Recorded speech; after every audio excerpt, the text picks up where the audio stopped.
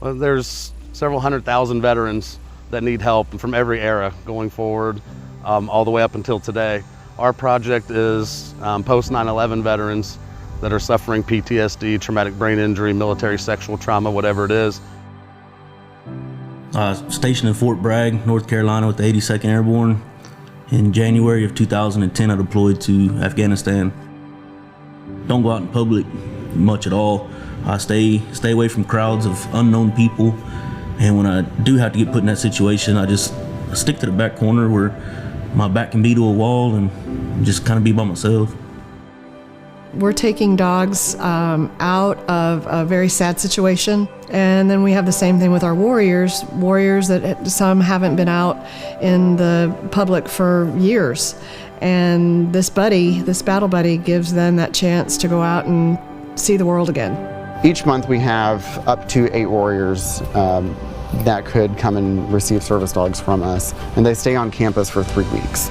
And during that 21 days, we have warrior trainers that train the warriors that are staying here how to work with their service dog. Dogs come from all over. We take 95% of our dogs from rescue organizations. We get them from kill shelters, non-kill shelters, pet surrenders, breeder donations, all sorts of places.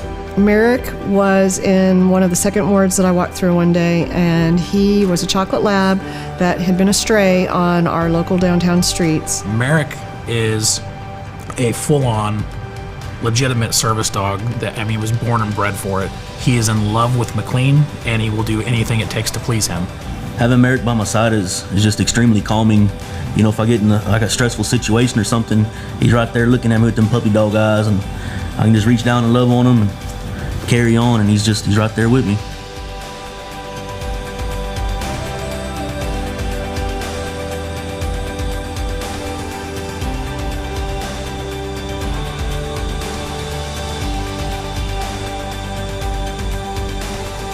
Merrick is super excited about our partnership with Canine for Warriors. More than $250,000 has been donated towards the research that supports that service dogs are an option for a warrior coming home. Hey buddy,